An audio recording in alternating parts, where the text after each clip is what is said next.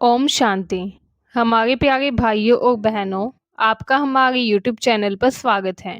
आज इस वीडियो में हम सुनेंगे और पढ़ेंगे 25 अप्रैल 2026 की बाबा की मुरली कहानी के रूप में। आइए सुनते हैं आज की मुरली कहानी के रूप में। वीडियो को शुरू करने से पहले अगर आपने अब तक हमारे चैनल को सब्सक्राइब नहीं किया है तो कर लीजिए, ताकि आने वाली हर वीडियो की अपडेट आपको टाइम से मिल सके। आइए शुरू करते हैं। ओम शांति। तो आज की कहानी का नाम है दूर देश से आया सच्चा बाप। एक शांत सुबह थी। ब्रह्मा कुमारियों के एक छोटे से सेंटर में कुछ बच्चे बैठे हुए थे। उनके मन में कई सवाल थे। तभी उनके सामने उनके रूहानी बाबा का मधुर स्वर गूंजा। ओम शांति मीठे बच्चों। बच्चों ने अनुभव किया कि जैसे कोई दूर देश से आया हुआ बेहद का बाप उनसे बात कर रहा है। बाबा बोले, बच्चों, मैं दूर देश अर्थात परम धाम से आया हूँ। तुम सबको इस रावण के देश से निकालकर अपने सच्चे देश स्वर्ग में ले जाने आया हूँ। बच्चे आश्चर्य से सुनने लगे। उन्हें पहली बार समझ आया कि वे अभी अपने असली घर में नहीं हैं, बल्कि पराये घर में हैं, पराये देश में हैं। पराया देश कौन सा है? रावण राज्य, जो कि आज के समय में कलयुग के नाम से जाना जाना जाता है। तो अब बच्चों को एहसास हुआ कि जिसे वो अपना समझ गए थे, जिस देश को वो अपना समझ गए हैं, वो उनका नहीं है, वो पराया देश है, वो रावण राज्य है। उनका असली घर तो परम धाम है, शांति धाम है। एक बच्चे ने पूछा, बाबा हम कौन हैं? बाबा ने समझाया, तुम शरीर नहीं बल्कि एक सूक्ष्म बिंदी आत्मा हो। ये आत्मा अविनाशी है, जो कभी नष्ट नहीं होती। शरीर तो सिर्फ एक उपकरण है। शरीर तो सिर्फ एक साधन है जिसके जरिए हम अपने सारे कर्म करते हैं। शरीर के जरिए असल में आत्मा ही काम करती है। आत्मा शरीर का उपयोग करती है, हमारी बॉडी का यूज करती है कोई भी काम करने के लिए। तो शरीर सिर्फ सिर्फ एक साधन है, उपकरण है। काम करने वाली तो आत्मा है। फिर बाबा ने कहा, जैसे तुम आत्मा हो वैसे मैं भी आत्मा हूँ, लेकिन मैं परमात्मा हूँ। परमात्मा मतलब परम आत्मा। मैं परमात्मा हूँ। मैं जन्म मरण में नहीं आता, इसलिए मैं परमात्मा हूँ। जबकि तुम 84 जन्मों का चक्र लगाते हो, मतलब कि 84 जन्म लेते हो। फिर बच्चों को समझ में आया कि आत्मा व परमात्मा का रूप एक जैसा है। आत्मा और परमात्मा दोनों एक जैसी हैं, लेकिन गुण और भूमिका अलग अलग है। परमात्मा के गुण अलग हैं, आत्मा के गुण अलग हैं। बाबा ने आगे बताया, सभी आत्माएं 84 जन्म नहीं लेती। जो पहले सतयुग में आते हैं वही पूरा 84 जन्मों का चक्कर लगाते हैं। धीरे धीरे धीरे दुनिया बढ़ती है। बाद में आने वाली आत्माएं कम जन्म लेती हैं। वो आत्माएं जो बाद में आती हैं वो कंपैरेटिवली कम जन्म लेती हैं। बच्चे सोचने लगे, वाह, हमारी आत्मा में तो पूरा पार्ट पहले से ही रिकॉर्ड है। बाबा बोले, जब दुनिया पूरी तरह पतित बन जाती है तभी तुम सब मुझे पुकारते हो, हे पतित पावन आओ। तब मैं संगम युग पर आता हूँ नरक को स्वर्ग बनाने के लिए। एक बच्चा बोला, बाबा, लोग गंगा में स्नान क्यों करते हैं? पाप धोने के लिए। बाबा मुस्कुराए, हाँ बच्चे, लेकिन पानी कभी पाप नहीं धो सकता। पाप नष्ट होते हैं सिर्फ योग बल से। जब हम योग करते हैं सिर्फ तभी हमारे पाप नष्ट हो सकते हैं। पानी में नहाने से हमारे पाप नष्ट नहीं हो सकते। अगर पाप नष्ट करने हैं तो योग बल लगाओ। मेरी याद से तुम अपने पापों को नष्ट कर सकते हो। बच्चों को अब समझ में आया, सच्ची पवित्रता अंदर से आती है, बाहर से नहीं। बाबा ने गंभीर होकर कहा, जिस बच्चे का मुझ पर अटूट निश्चय है वह मेरी श्रीमत पर आंख बंद करके चलता है। उसे कभी डर नहीं लगता कि नुकसान होगा, क्योंकि उसका जिम्मेदार मैं हूं। ऐसे बच्चों की अवस्था अचल और अडोल रहती है। बाबा ने चेतावनी दी, सबसे बड़ा बंधन क्या है? अपनी बुद्धि को श्रीमत में मिक्स करना। ये सबसे बड़ा बंधन है। जब तुम सोचते हो कि मैं ज्यादा समझदार हूं, वही बुद्धि का अभिमान है। इसलिए हमें अभिमान नहीं करना। हमें खुद भी नहीं सोचना कि हम इतने समझदार हैं या हम इतने बुद्धिमान हैं। इसे बुद्धि का अभिमान कहा जाता है।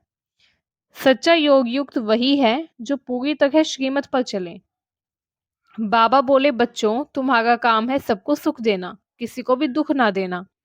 सर्विस में हड्डियां देनी है, यानी पूरी लगन और मेहनत से सेवा करनी है। जो जितनी सर्विस करता है उतना ही मेरे दिल पर चढ़ता है, उतना ही मेरी नजरों में ऊपर आता है। बाबा ने समझाया, चलते चलते माया की ग्रहचारी आती है, अच्छे अच्छे बच्चे भी गिर जाते हैं, परंतु जो निश्चय में पक्के हैं वे डगमगाते नहीं है।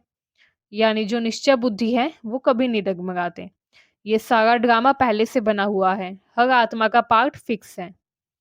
जिसके पास ये निश्चय है वह कभी हिलता नहीं है।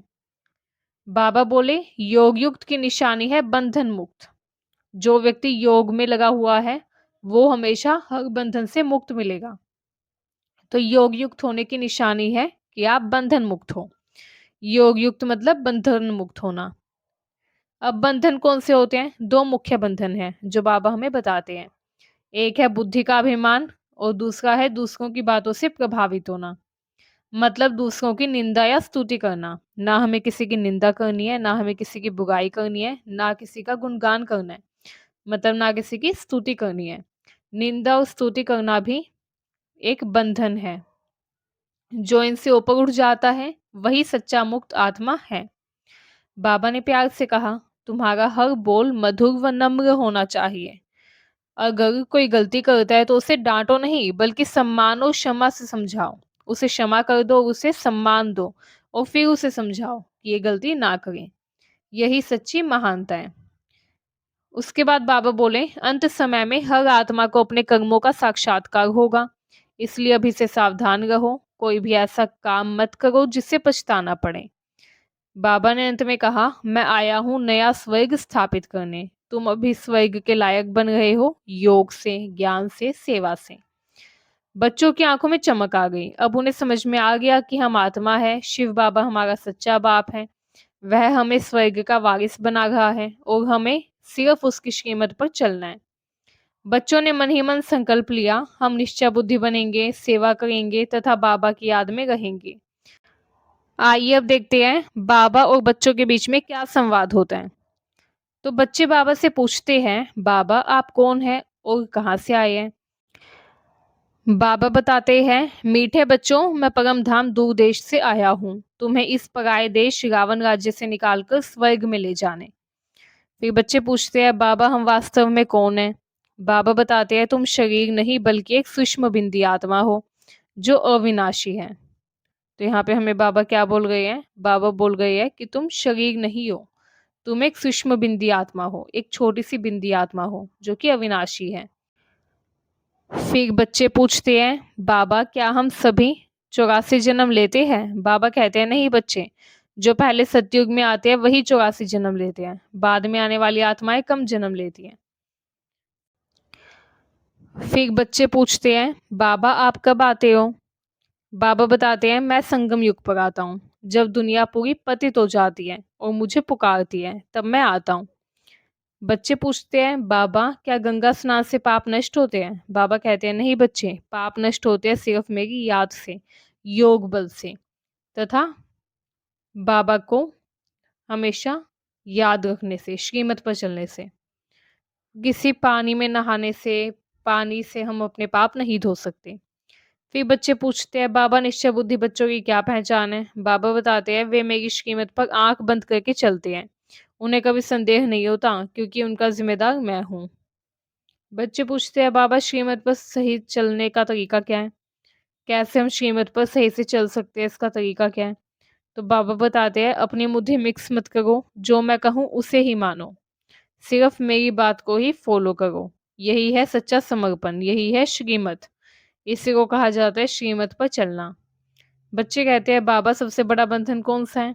बाबा बताते हैं, अपनी बुद्धि का अभिमान और दूसरों की बातों से प्रभावित होना, यही सबसे बड़ा बंधन है। जब हम अपनी बुद्धि का अभिमान करते हैं कि हम सबसे बुद्धिमान हैं, दूसरों की बातों से प्रभावित होते हैं या दूसरों की निंदा या स्तुति करते हैं, तो ये बंधन होते हैं। इन्हें ही बंधन कहा जाता है। फिर बच्चे पूछते हैं, बाबा सेवा क्यों करनी चाहिए? बाबा कहते हैं, तुम्हारा काम है सबको सुख देना, सेवा से ही तुम दिल पर चढ़ते हो और ऊंचा पद पाते हो। फिर बच्चे पूछते हैं, बाबा माया से कैसे बचें? बाबा कहते हैं, मेरी याद में रहो, निश्चय पक्का रखो, माया आएगी पर डगमग मत होना। अगर डगमग हो गए तो माया गिरा देगी। ठीक है?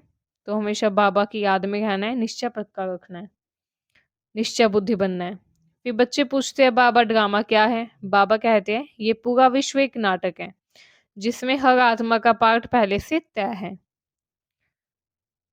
फिर बच्चे पूछते हैं बाबा अंत समय में क्या होगा? बाबा बताते हैं हर आत्मा अपने कर्मों का साक्षात्कार करेगी, इसलिए अभी से अच्छे कर्म करो।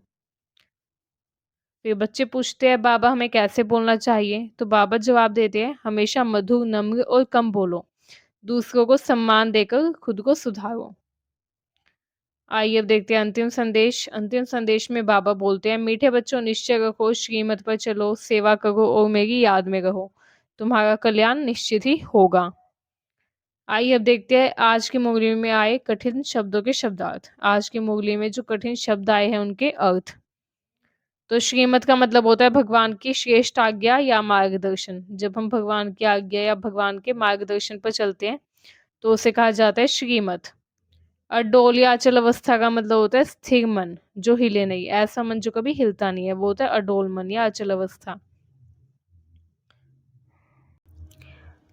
पतित का मतलब है गिरे हुए, पापी और अशुद्ध। संगम युग मतलब पुरानी और नई दुनिया के बीच का समय, मतलब द्वापर युग तथा कलयुग के बीच का समय, पुरानी और नई दुनिया के बीच का समय। रावण का राज्य है मतलब बुराई व विकारों का समय, यानी कलयुग। स्वर्ग या सुखधाम मतलब शुद्ध और सुखी दुनिया, यानी स्वर्ग, हेवन। पराया देश मतलब दुखों की दुनिया, यानी कलयुग। कलयुग को हम पराया देश भी बोल सकते हैं। ईश्वरीय देश मतलब भगवान का राज्य है, यानी सतयुग।